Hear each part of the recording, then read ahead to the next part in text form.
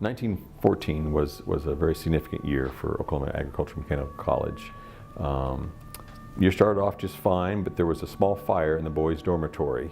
One room is destroyed. There's smoke damage in the rest of the rooms in the facility. The facility was only 4 years old, so it was a fairly new building. The students were able to evacuate most of their materials and themselves. No one was injured. But there was a response by the local staff at the college and the students who manned kind of the initial response, and then they were joined by the city fire department. That minor incident wasn't really that significant. The problem was they realized, I think fairly soon, especially in August, that they had a situation where they might have more difficulties in the future. In August of 1914, there was a very significant fire in Morrill Hall. Morrill Hall was one of our newest buildings. It was kind of the main building for campus. It's where our administration was housed. It's where the College of Agriculture was housed. Classrooms were in there, laboratories. It was a significant building, and it burned to the ground. Actually, the walls stayed, the exterior walls stayed, but everything else inside was destroyed. They had difficulties getting water. There was a little water at first when they hooked up to the fire hydrants, but it trickled down fairly quickly. It had been a dry summer, and they just didn't have the water supply to support controlling the fire. Some things were salvaged, but most of the materials in Morrill Hall were destroyed. And so you think the first roughly 25 years of the college's history, the administrative records, many of those records were destroyed at that time. We have a president at the time, Lowry Lehman Lewis, L.L. Lewis, and Lewis had been at the college for a long period of time, and he had been named interim president until a new president could be named.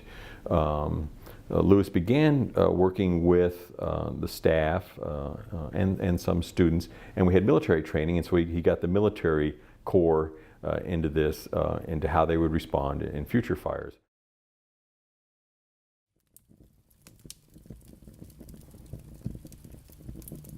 Early homecoming event, which used to be called the Harvest Carnival.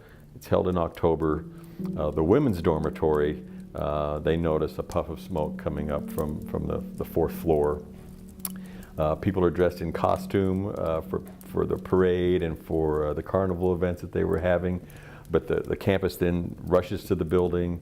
Once again, I mean, they go into a burning building to retrieve items from their rooms, because the top floors were designated for as a dormitory for women students, and the bottom floors were the instruction areas for domestic science, or what we now call human sciences, also used to be known as home economics.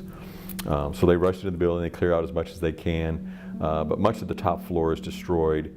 There's a lot of smoke damage and some fire damage on the third floor, but the first and second floors were saved. But there was once again a response. Students, faculty, staff are manning the fire hoses. Eventually they're joined by the city crew that comes in. But now, in 1 year, actually in 10 months, two significant fires, the domestic science in Morrill Hall, and then the smaller fire in the boys' dormitory, they realized they needed to do something. And so Dr. Lewis begins developing a kind of a training program for fire response. The college begins working with the Chamber of Commerce in Stillwater and Stillwater business leaders and political leaders to see if they can improve the water supply. And what happens eventually is we have a fire training program on campus. We have a fire station on campus. That didn't happen until about 20 years later, but over time these things develop. And Boomer Lake was created on the north side of Stillwater to ensure that water supply would be more readily available in case of fires, in case of times where it was drier, and which is common in Stillwater in August.